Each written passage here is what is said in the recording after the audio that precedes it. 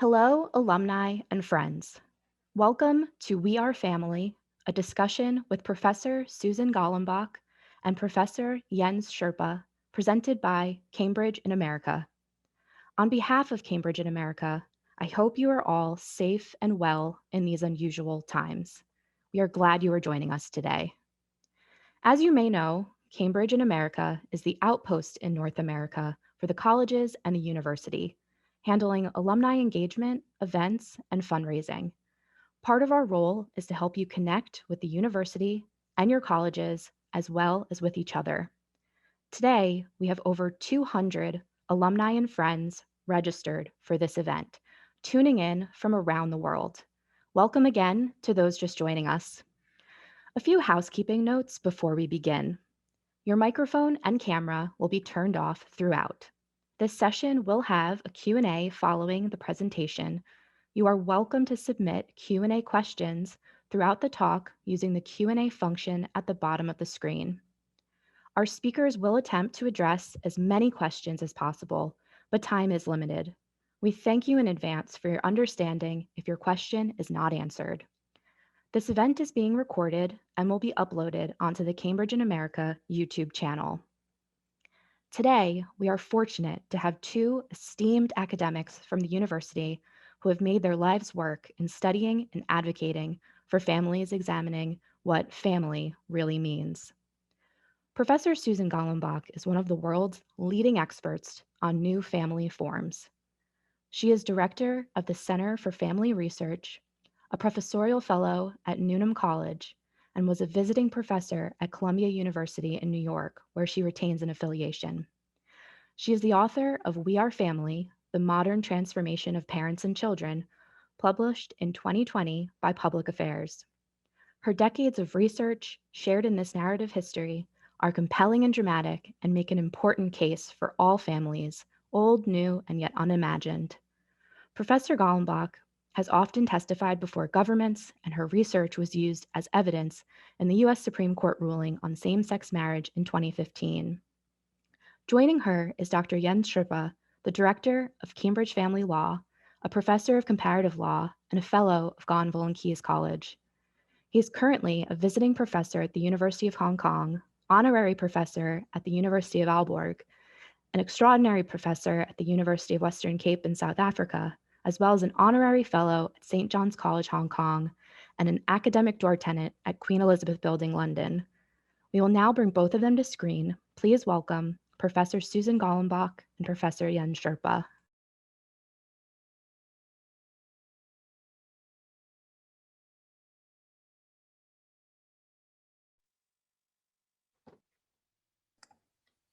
Right. So, hello everyone, and hello Susan. Hello, Ian. Today we are here to speak about your book, a book that really reflects so much of your life's work that you've undertaken throughout your career. So, and We Are Family focuses on new family forms without neglecting the old, and particularly therefore families that were only made possible from the 1970s onwards through assisted reproduction, changing social attitudes, and also changing legislation on the family, on which your work also had quite a significant influence. So that's a lot of ground to cover in the little time that we have. So therefore, perhaps as a starting point, we should hear about how you actually got involved in this particular area of research, but it was rather unusual at the time. Yes, it was. So I first got involved it was actually in 1976, and it was really by accident. So I had just finished my first degree. I was beginning a master's degree at London University in child development, I should say. That's an important part. And I just happened to pick up a copy of the feminist magazine Spare Rib that had an article about the fact that lesbian women, without exception, lost custody of their children when they divorced their former husbands. And this article firstly talked about these custody cases and the fact that what would happen is an expert witness would be brought in on behalf of the mother, who would argue that what really mattered for children was the quality of relationships in the family. And on the father's side, an expert who would argue that all kinds of bad things would happen to children growing up with lesbian mother families, based generally on very outdated theories of child development. And at that time, there was absolutely no research on what actually happened to children growing up in lesbian mother families. And of course, this was seen as very controversial, very scandalous by the majority of the population at that time. So the article called for somebody, an independent researcher, to volunteer to do a study of the development and well-being of children growing up in lesbian mother families. So I was very excited by this because firstly, I was very interested in the women's movement. And also, I was very interested in child development. I mean, this was what I had decided to study and take that academic path. So when I saw this, I thought, well, this is wonderful. I really want to do this research because, you know, it's important, it matters. And also, you know, to be very, frankly, very honest about it, I was looking for a topic for my master's dissertation. And I just thought, you know, this would be so exciting. It would be so wonderful. So I contacted the group who had been asking for someone to volunteer. They were called Action for Lesbian Parents and actually based in Cambridge at the time. And they asked me to come and visit, which I did with great trepidation. And they decided that they could trust me to do an objective piece of research. And that was the beginning, and that was 1976. Wow. Yeah, so, but I mean, in the way there's serendipity involved, right? And taking chances when you see them. So, I mean, given that is how your work started, is there advice you would like to give young scholars in particular who sort of course, very often are in a similar situation? Absolutely. Well, firstly, I would say, you know, this is a difficult thing to do sometimes. You know, don't be shy. If it means just ringing somebody up cold or sending them an email, there's really nothing to lose. Somebody might be rude to you, but that's really the worst that can happen. But also, I think, I mean, when I think back on this, you know, it was a serendipitous event, but actually it would really, you know, changed my whole career path. I don't know, I was probably going to go into a more clinical direction, and I ended up being a researcher and an academic for the rest of my life. So it just shows how the topic you choose for graduate research can have such a profound influence on the rest of your career. So I suppose what I would say is choose something that you feel really passionate about, because, you know, if that's going to be with you, it could be, you know, for the next 40 years or more, then you'd better be interested in it. I think that is very sound advice. Right. So an interesting thing about both our work, I think, is that the areas we started working in were based on the premise, in the beginning there was marriage, and marriage was good, and that was it. And while marriage, of course, probably still is good, minus at least. But what's underlying both you and my work, interestingly, from very different angles, of course, is challenging this family paradigm of the ideal so-called traditional family, and acknowledging that there are families outside of this paradigm, and that many parts of society, and particularly the law, so, you know, my discipline has to take the blame for this, fails to engage with the lived realities of people. And so why do you think that so many people are so fixed on this ideal family based on traditional understanding? So I think there are a number of reasons, and I think it's age related as well. So I think for the older generation, and I include myself in this, that most people were brought up in a traditional family with a father and a mother who were there, you know, they were biologically related to. And that's what people know, and that's what people see in the world around them. That's what's promoted. You know, there's stereotypes of the traditional family all over the place. And so it's in a way indoctrinated into us, or certainly to older people. Now, I don't think that's so true these days, because with younger people, many have grown up in different kinds of families. So I think, but the problem is that the people who are making laws, making policy, who are influential, tend to be older. And I think that was something that was very relevant in these first lesbian mother cases, that, you know, these were taking place in the mid-1970s. And the judges were generally, you know, in their 60s, 70s. So grew up at, I don't know, in the 1920s, something like that. So when times were very different. So I think there are huge generational differences. I also think that people often just think of non-traditional families as one group, you know, but there's a huge amount of variation within that. And the first non-traditional families that also became more prevalent in the 1970s and onwards were generally families where there'd been some kind of marital breakdown. So children living in single parent families following divorce, or children living in step families. And particularly in these days, when these kinds of families were certainly growing in number, but still, you know, not very well accepted, that children did sometimes have difficulties in these families. So people generalize from that to the kinds of new family forms that you talked about in the beginning, and the kind that are the focus of the book. So children with lesbian mothers, gay fathers, transgender parents, children born through a variety of assisted reproductive technologies, egg donation, sperm donation, surrogacy. And they're very different, mainly because new families are generally families where, well, have to be actually, I mean, these children are all planned. The parents are all, you know, people who've gone to great lengths to have their children. And so it's a very different situation from a child who has experienced, you know, breakdown of marriage. Yeah, and of course, in many ways, the ideal family is an illusion as well. If you look at the number of family breakdowns that we've had.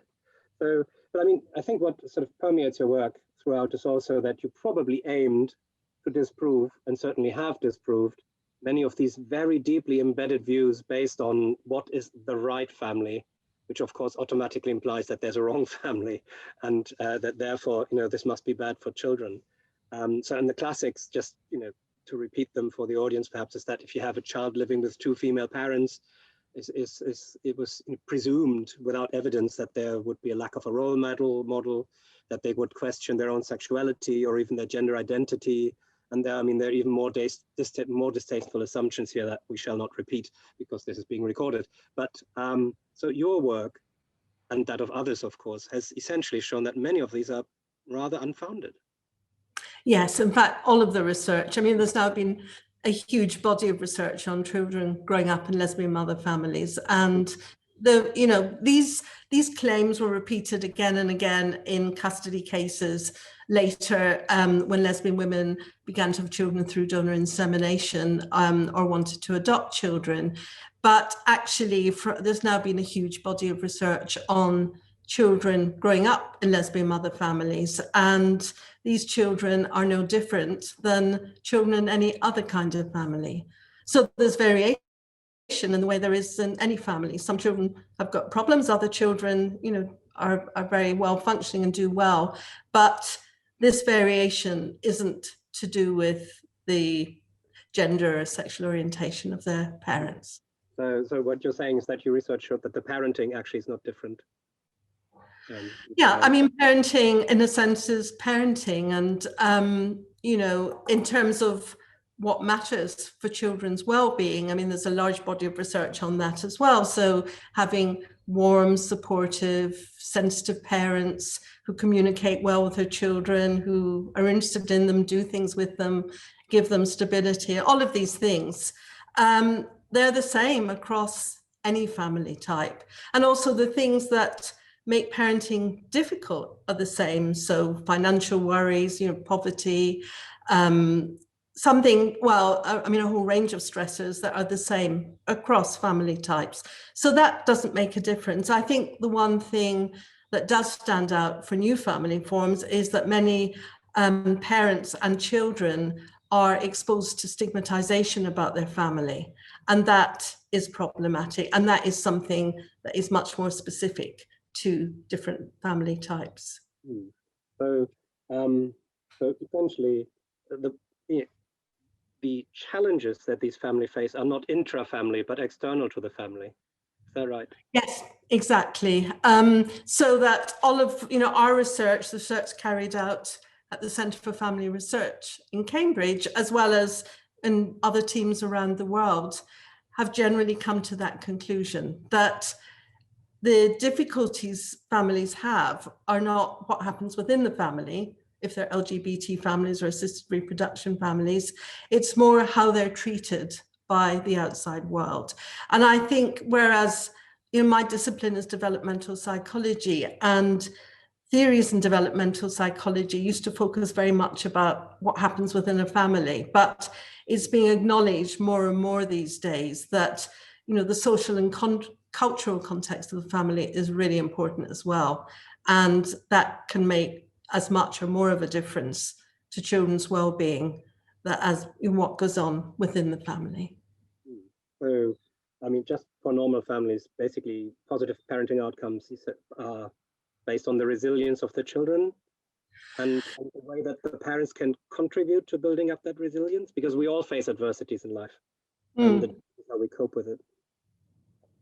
So yes, I mean, that's a good point, because another change in how psychologists view families, and this has been a change over several decades, is it used to be thought that parents did things to, parents influence children, but we know more and more that children influence parents as well. So children have different temperaments and different interests and all kinds of different characteristics that affect how parents respond to them right from birth.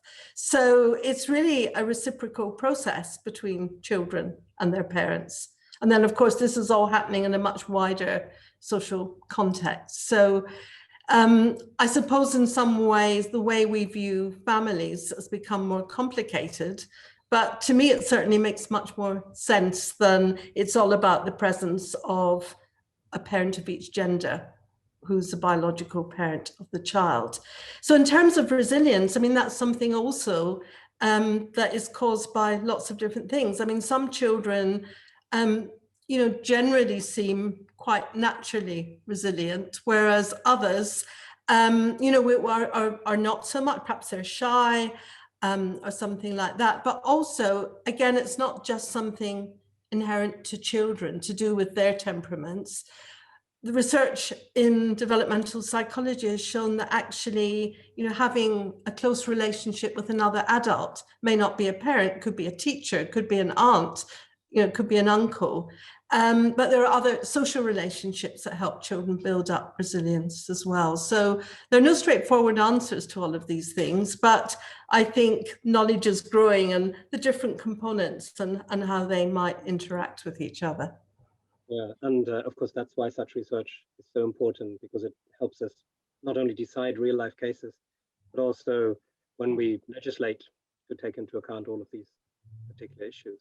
Now, interestingly, so you started off with, non-traditional families on a social basis, but then medical advances kicked in to a large degree, and suddenly we were faced with challenges from having children conceived by assisted reproductive techniques, and essentially the same kind of arguments were run, because there would be detriment or harm or disadvantages to the children because they were not conceived in the normal way, whatever normal is.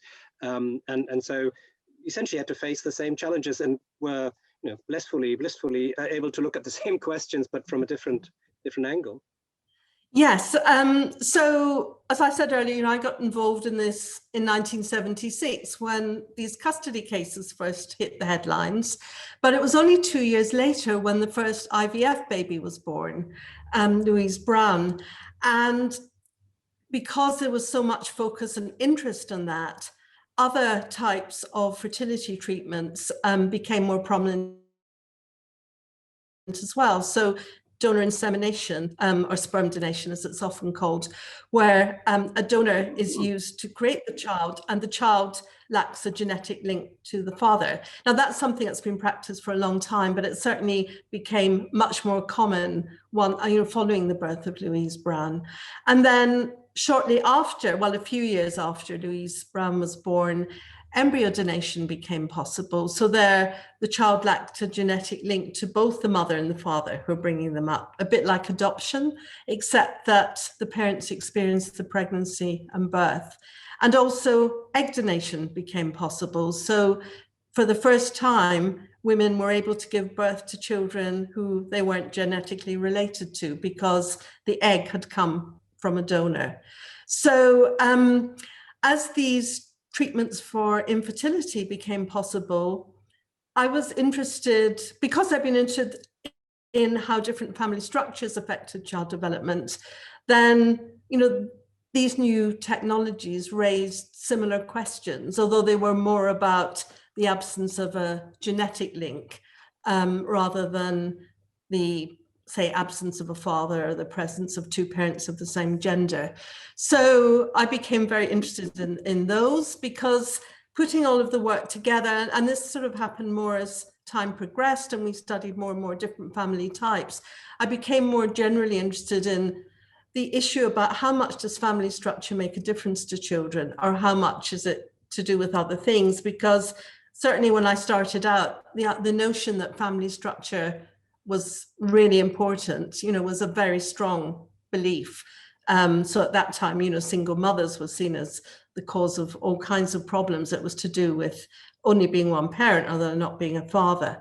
So I became interested in this issue of the lack of genetic relationships between parents and children. And of course, I mean, people have been adopting children forever, which also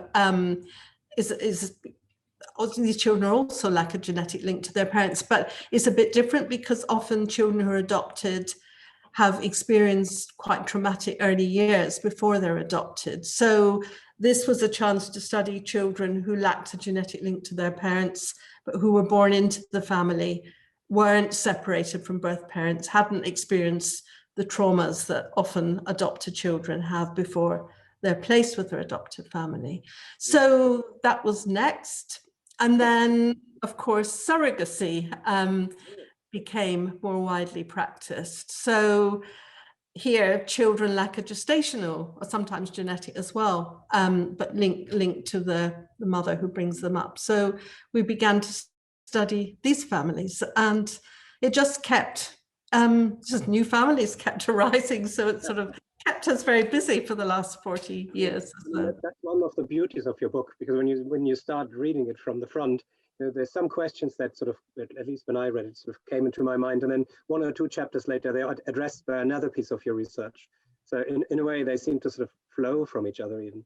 But I think what I see as one of the differences between your earlier work and then the work regarding assisted reproductive techniques is the position of the parents.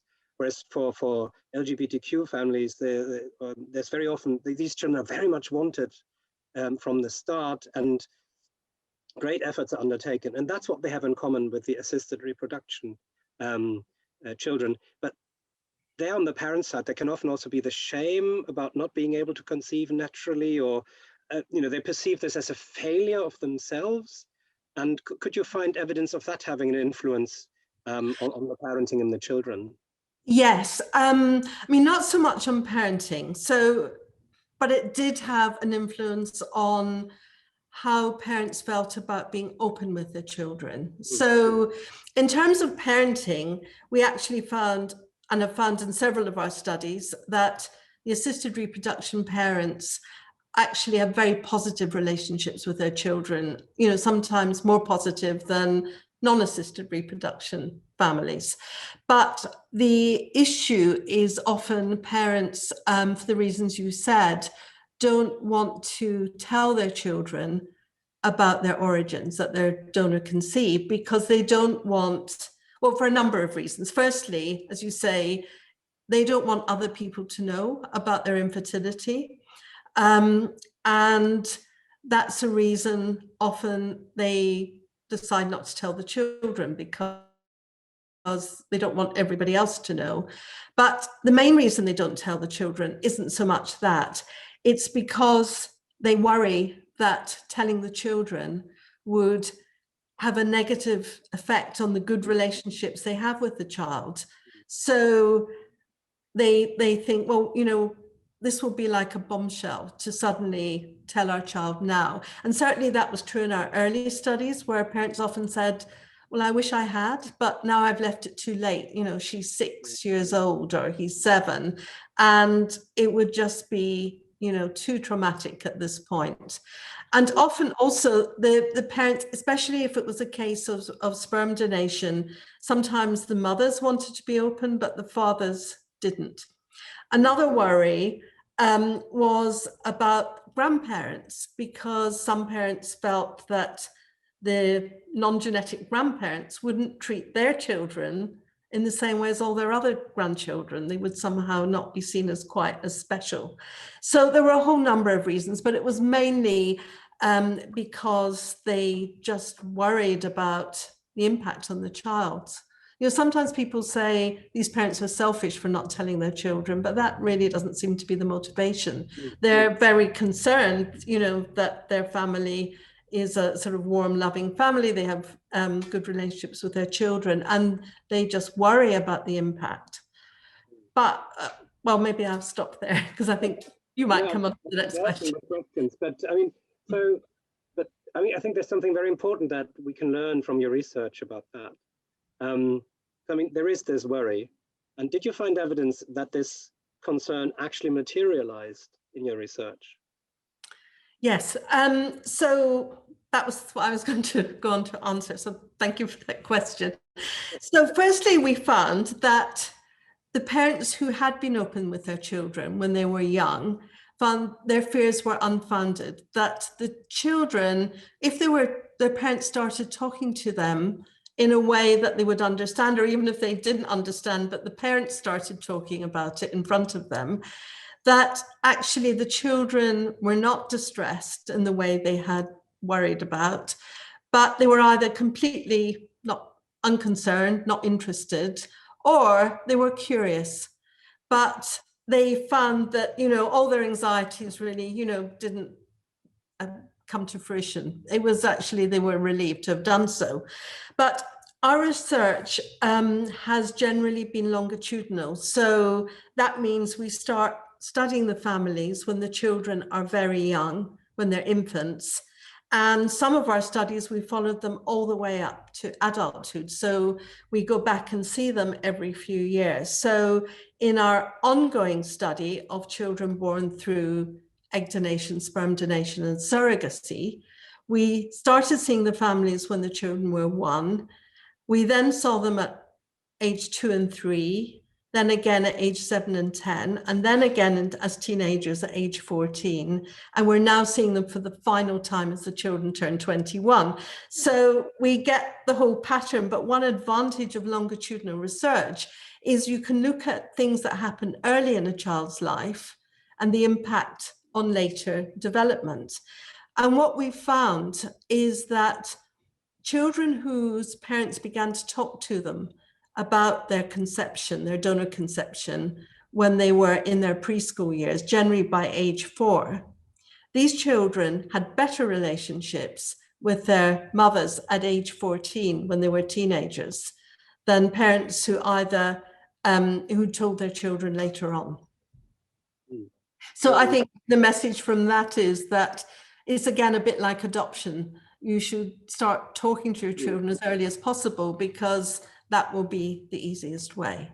So, I mean, this was going to be my follow-up question. So there are quite a few parallels to adoption in that particular respect. Although the starting point, of course, one could say is a bit different, because the one child, the artificial reproduction child, is actually very much wanted right from the beginning, whereas the adopted child is adopted for a reason. And in many cases, unfortunately, it's not a particularly good one. But I mean, so the bottom line is, you know, one should be honest and truthful with the children from an early age. And Yes. you've actually listed resources at the end of your book as well, haven't you? So that there is, you know, there's literature about this age. Because I mean, you know, I'm just looking at my own children who are actually screaming downstairs. So audience, if you can hear this, I do apologize. They're lively. But you know, I wouldn't know how to talk to my 6-year-old about this if I decided to. right? But maybe if you'd started when they were 1, even though you didn't know what you were talking about, and then there wouldn't be this fear about having to sit down and tell them this news that you think is going to really upset them. So I think, these books, and there are also organizations that are, help people with this process, and that's generally what's recommended. But you asked about parallels with adoption. I think that's a really interesting question, because often in the assisted reproduction field, people say, for the reasons you've said, it's not relevant to draw parallels with adoption because, often these children have had very difficult early lives. But actually in some way, and also the child often, a child born by egg or sperm donation does have a genetic link to one parent. But actually, I think there are parallels that are important. And that is that we find also in our research that children who are aware that they've been born through egg, sperm, or embryo donation sometimes are very interested to find out about, or sometimes contact and even meet their donor. Now, most of this work has been done with children, well, often adults now, born through sperm donation, because egg donation and embryo donation began to happen later. But, we know some children, a bit like some adopted children, haven't the slightest interest in finding out about their donor. But other children are curious and want to find out more. And for other children, it's really, really important to them. And so in that way, it is like adoption. And as you will know, the law changed a very long time ago to allow adopted people to find out the identity of their birth parents. And in the UK and some other countries, the law has now changed to allow donor-conceived children on reaching age 18 to find out the identity of their donors. So this is something new, but it seems to me that that is a step in the right direction. I mean, socially, so I mean, you're making the case for that socially being relevant, but I mean, I've reached the age now where you occasionally get the question, is there a history of bowel cancer in your family? And of course, they're not asking about my legal parents, right? So they're asking about my genetic parents. And so if I'm not in a position to give a truthful answer, I might not receive the necessary treatment. Well, so that's another good reason for openness, I think. We can see how that is, there's different levels of openness. And of course, we don't have the time to go into detail here, but I think it's clear to me that there needs to be some kind of openness about these connections. Now, I was going to pick up on surrogacy because that's also one of my major areas of work recently. And there's a presumption again by many that the surrogate would form such an attachment to their child that very often they would not want to give up the child to the intended parents after birth. And even in one case, the Portuguese highest court struck down the Portuguese law because the Portuguese law did not allow for the mother, the birth mother, that is, so the surrogate, to actually keep the child if she wanted to. And that is why the law was struck down. Now, and that is probably one of the most hotly debated issues. And even the proposals by the Law Commission in England, Wales, and Scotland now allow for a kind of veto still, whereas other jurisdictions like California, there's no such thing. So did your research show evidence of surrogates often wanting to keep the children they had given birth to? There's hardly any evidence for that. So, I mean, we have done studies of surrogates and we've followed them up years after the children have been born.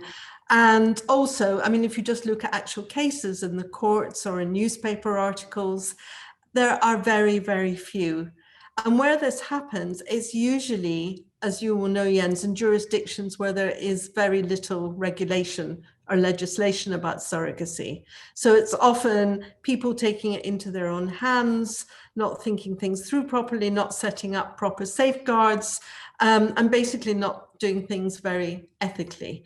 But generally, when surrogacy is practiced well and carefully and thoughtfully and with respect for everybody involved and with regulation to ensure, you know, that that's how things proceed, then surrogates say, you know, this is not my child. I don't want this child. And, you know, I know you've been involved in the ongoing review of the law by the Law Commission, and the surrogates who have given evidence to that have said, you know, we want the law to change. We don't want to be, as they are in the UK, we don't want to be the legal parents at birth. We want this to happen before the birth so that the intended parents become the parents from the moment the baby is born. So, you know, the surrogates themselves, the surrogate community, are, you know, they say very clearly, this is not what we feel. We see it as very much as having a child for somebody else. We don't want to keep this child. Yeah, but in my research, I come across a couple of cases where the surrogate said, you know, my concern is not that I want to keep the child. My concern was, what if they don't take the child? Exactly. Yes. You know, it doesn't meet their requirements, whatever they may be. So, and that's actually been, again, as you will know, that's been more of a problem than the surrogate not wanting to relinquish the child. And so we're talking about the parents, but actually most of your work really is about the children. So what about the relationship of the children with their intended parents and therefore legal parents and the surrogate in the long run? So do children see their gestational parent as the real parent? No. So as part of this longitudinal study I was just telling you about from age 1 to age 21, we've also been following up a representative group of families formed through surrogacy. So we've been able to address these questions. And what we found was that actually, like the other assisted reproduction families, where there were differences between the surrogacy families and the unassisted conception families, the surrogacy families did better in all kinds of indices of quality of parenting. And I think, again, it's because these are very wanted children. And, you know, the parents really had to jump over many hurdles in order to become parents. From a different socioeconomic group. Yes, but we tried to match for that as much as we could in our research. But we were also, you know, once the children became teenagers, we could, in fact, we started doing it earlier, but we could interview them because they all knew they were born through surrogacy. And we could ask them about their feelings and how they saw the relationship with the surrogate. And, you know, in the early days of surrogacy, people would say, you know, these children are going to be so disturbed, emotionally distressed, develop all kinds of psychological problems because they were born to a woman who gave them away to another couple. And of course, well, not of course, because we didn't know, but in fact, we found that that was not true. These are, you know, really very well-adjusted children with good relationships with their parents. But also they very clearly see the mum and dad who bring them up as their parents. And the surrogate, many had a close relationship with the surrogate. And also often about half of them with the surrogate's own children, and saw them in a variety of ways. So some saw the surrogate's own children as siblings, others saw them as half siblings, others saw them more like sort of cousins, others had very little interest in them. So again, there was huge variety, but they most certainly didn't see the surrogate as their real mum, you know, if you want to put it that way. So they often felt close to her.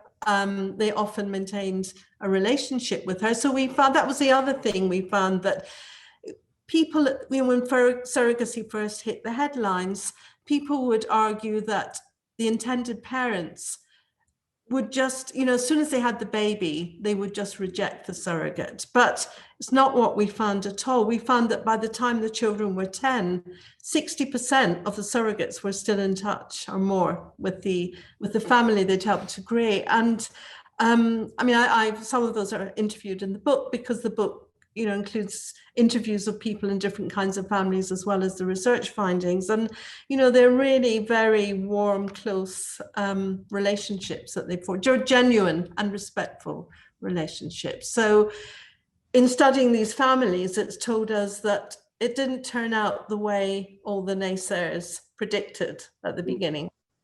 Yeah, but most of that research, I presume, was UK based and US based. But I mean, some of your colleagues did work in India as well, I think. That's right. So, I mean, our study of surrogacy was carried out in the UK, where, as we said before, surrogacy is very tightly regulated. And one of my PhD students, Nishtha Lamba, carried out a study of Indian surrogates. And that was really interesting because, you know, again, well, there are a lot of ethical concerns, particularly in countries like India, of exploitation of surrogates who generally are women who, you know, are low income and are doing it because they, you know, the money will actually make a huge difference to their lives. And again, it sort of went against a lot of sort of received ideas about surrogacy. So the surrogates often, you know, found being a surrogate wasn't as problematic or difficult as often made out to be. But there was one thing that really, really upset them. And that was that they were generally not allowed to see the baby they carried for 9 months and given birth to. And that was the thing above everything that was a problem for them. So we hope that Nishtha's research will actually make a difference to how Indian surrogates are treated. Yeah. I mean, the legislation has changed significantly. Whether the practice has changed, of course, is a very different thing. I see we're running a bit over time already. So just sort of to give you one last question from me, and then we'll turn over to the Q&A. And I'm actually picking one of the questions from the Q&A, which is very identical to me. So when you've had such a journey in your research, and obviously you still have a lot of miles left in you. So, so I mean, where to next? So the question here is, you know, what are the new forms of family on the horizon? What do you think family researchers will be studying in the next 5 to 10 years? So what are the issues you want to explore, or the ones that you think you ought to explore? Okay, well, I can tell you what we're doing at the Centre for Family Research at the moment, because there's a wonderful team of people who are carrying on with this work. So we're studying at the moment 4 new family forms. We're studying single fathers by choice. So we didn't talk about single mothers by choice, but that's another area that we've worked in.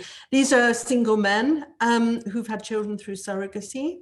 We're studying children born through known or identifiable egg donors, because in the UK, because the law has changed, children born through egg and sperm donation will be able to find out the identity of their donor. We're studying transgender parents who've had children after their transition. I mean, we've done a previous study of children who experience a parent's gender transition. Again, there's a chapter on that in the book. And we're also studying another quite controversial kind of family, co-parenting families. And this is where people meet over the internet to with the purpose of having children together in the absence of a romantic relationship. Now, I have no idea how these families are going to turn out, but there's certainly a growing number of them. And this is what we're trying to find out. Going into the future, well, on the horizon, then we have the artificial eggs and sperm. Who knows when that will be available, but certainly people are talking about it as something that may happen in the coming, I don't know, 5-10 years, something like that, which is interesting for a whole number of reasons. But one is that it will allow same-sex couples to be genetically related to their children. We're also studying actually shared biological parenthood, so lesbian couples where one woman's egg is used to create, well, the other woman hosts the pregnancy. There's also gene editing on the horizon. I think I probably better stop there, but yes, I think certainly my team will be kept busy for many years to come. Yeah, I think that may be true for my team as well. I mean, one of the things we're looking at is multi-parenting.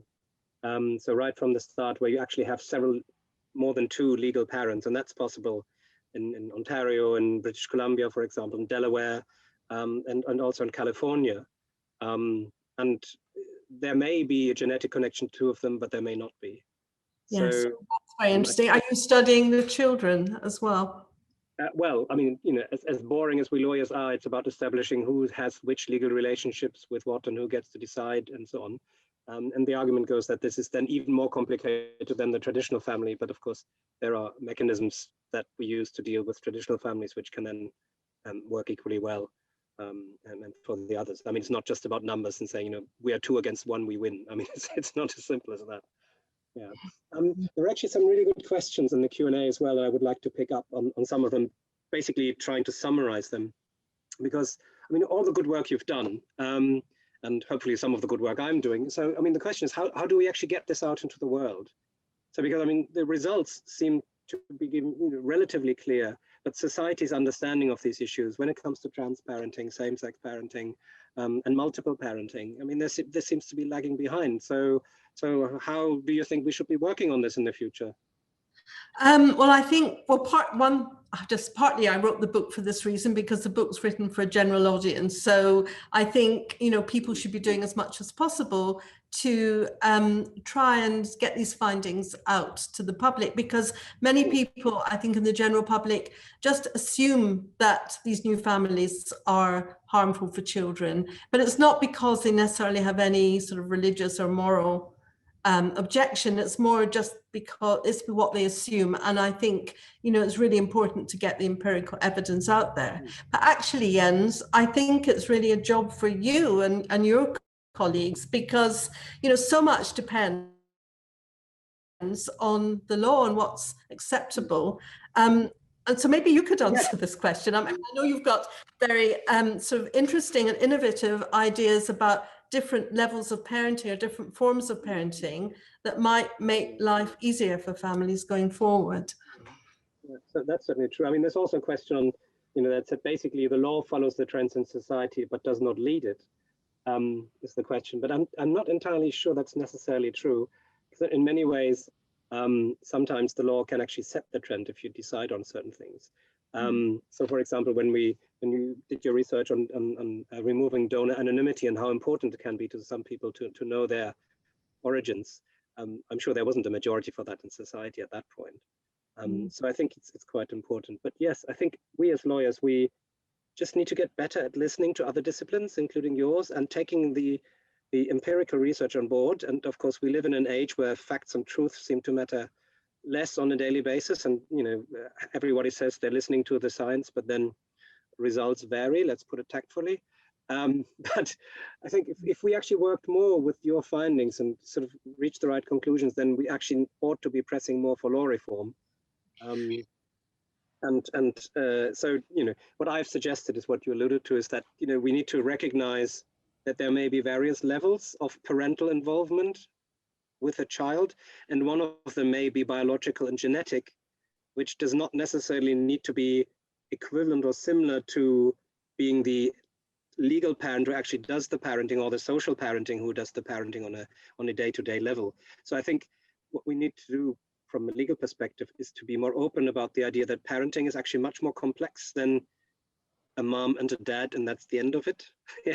So, and social relations, maybe we should be seeing this from the children's side, because children have social relations that are not dictated by the law.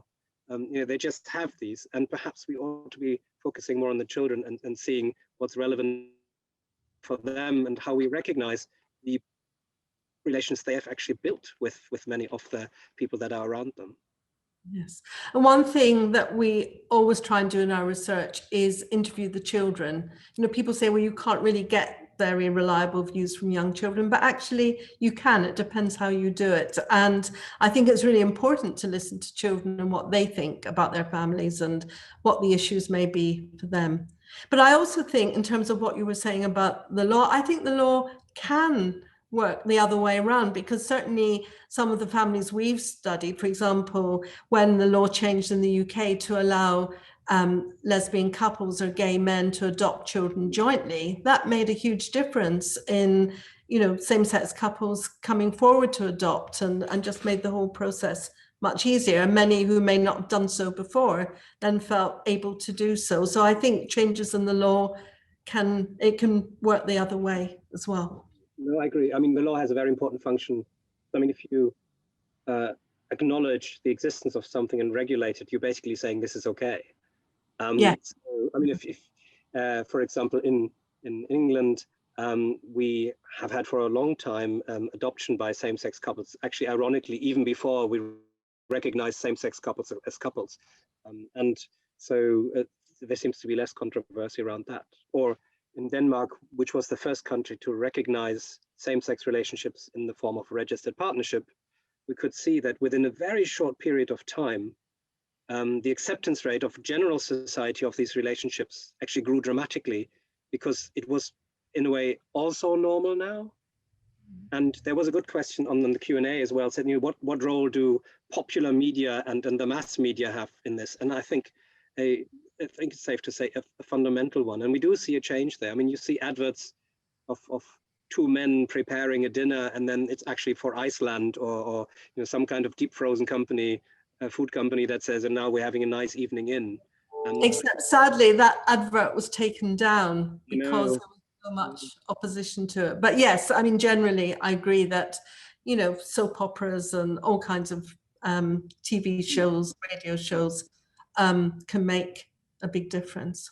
Yeah. So, I mean, even in Star Trek, to pick one, so there's non-binary characters, there's a gay relationship on the screen. I mean, just in a way that the original Star Trek had the first kiss between a white and a black person on American television. So, so perhaps the two of us should also work more on getting, our research across into the mainstream media, and see that it has an impact there. There's another good question about grandparents. So how does your work sort of relate to grandparents? And I think that may be the last question we can take. So, I mean, you looked into grandparents a little, but it wasn't quite the focus on your work, but the relationships of grandparents and their grandchildren, I think will be a crucial one. I think grandparents can play a hugely important role in children's lives. Especially sometimes these days, they do, because grandparents allow the parents to perhaps both go out to work and things like that. So some are very actively involved in that, but also just, for children, relationships within their family, any positive relationship is a good thing. And the more they have, that where they feel secure and they can trust in these people, is generally a good thing. So grandparents, I think, and also I suppose because people are living longer and grandparents are younger than, or seem younger than they used to perhaps, that they can be more actively involved, and I think often have more time for grandchildren than parents do. So I think grandparents are a very good thing. I mean, there's also a certain irony, because it used to be the extended nuclear family living together with the grandparents, where that was kind of natural. And then essentially, I think since the 50s, that's been breaking up and the grandparents have been more detached. But do you see evidence of this sort of coming back, that there's more grandparental involvement in this day and age? I mean, I don't have figures on it, but that's certainly my impression. Yes. Yeah. I think because also by the time grandparents have grandchildren these days, they're kind of healthier. People are living longer and they're more able to be involved. I don't know. That's just speculation. Yeah. So maybe we have time for one more question, unless I'm being told otherwise. So I think, and that sort of ties in with what I was going to lead towards anyway. So, but ultimately your research is about the well-being of children, mostly. I mean, it's very much focused on children. So what are the yardsticks? I mean, how do you measure that kind of well-being? How do you sort of come to the conclusion that this is, a healthy, happy child in your research? I mean, obviously you speak to them, but in addition to that. So I'm, as by training, a developmental psychologist. So that's kind of what we do, is we do assess often children's well-being. There are a variety of methods in our research. We do it by some quite straightforward ways, sometimes using standardized questionnaires, but we also get a lot of data through interviewing parents about children's behavior in different situations. And then these transcripts are rated by child psychiatrists who don't know about the children's family type, to get a more objective view of how the child's doing. Teachers, we're always involve teachers where we can in our research, because people will say, well, of course these parents are going to present their families in the best possible light, because sometimes they're families who are discriminated against, and of course they'll do that, which in fact they don't, because the methods we use are very difficult to do that with. But that's the reason it's really important to get data from teachers as well, to give a more objective view. I mean, obviously, as long as the parents agree on all of that, because of ethical concerns as well. So we do it by using a range of different kinds of measures. Some interview, we do observations often between parents and children, but we also get data from different people, the mums, the dads, or if it's two mums, two dads, or one mum, one dad, but also teachers and also the children themselves. So, I mean, that's something we actually didn't really talk about, because oddly enough, it's not only about the families, it's also about the environment that they live in. And schools, which of course in England are closed at the moment, play such an important role in this. So what can schools take from your research? What can they do better? I think schools can do a lot better. And again, I'll just mention one study because I know we're running out of time, but we did a study with Stonewall about children's school experience, children with same-sex parents' school experiences. And what was nice about this study is that the children came up with a set of 10 recommendations themselves about what schools could do better. And I'll just tell you a couple. One was, they say, well, firstly, one that's perhaps not too surprising, but we need to see families like ours in the books we read and the films we see and the posters on our walls. We need to be present. But also they say things like, schools always leave it up to us to explain about our families. This is something teachers should, it shouldn't be left up to children. And they also talk about teachers not dealing with homophobic bullying or transphobic bullying. And so the whole list, I think that's available still on the UK Stonewall website. But I think what was nice about that study is that the recommendations came from the children themselves. Yeah, that sounds beautiful. Right. Okay. Maybe one final question. So we haven't spoken very much about trans parents. Do you see a difference in the way your research turned out with trans parents as opposed to the others, sort of so-called non-traditional? I'm trying to do the inverted commas here. And in particular, because we had a couple of questions in the Q&A, particularly on these issues. Yes. So our study, we studied 35 families, children with trans parents, and that was quite a recent study. What really struck me about that study is that these families' experiences reminded me so much of the experiences of lesbian mother families way back in the 70s, in terms of how they were being treated by schools, by the outside world, by other family members, and so on. But again, the findings were similar. When you actually speak to the children, that the children were generally very accepting of their parents' transition. The ones where the parents had to transition when they were young, I mean, they just said, well, I can't really remember. It's not a big issue for me. The ones who were a bit older, some of them found it difficult at the time, but then realized afterwards that actually their parent was so much happier now. And, several of them said this, that, it's really made a difference to their family life. For some, it was difficult because, it can cause tension when one partner transitions. So, it wasn't always easy, but generally, these were, again, the parents were like all the other new family forms we've studied, they were really committed to their children and very aware of the difficulties they might have, and were really, doing everything they could to support their children. But the problems, again, just like we found with our other, like, for example, lesbian mother, gay father families, the problems these families experienced were largely not within the family. It was how they were treated by the outside world. Either at school or, just out in public, people would say, upsetting things to them and so on. So trans parent families now seem to me to be where lesbian mother families were in the 70s, but hopefully it won't take so long for things to change. Yeah. Right.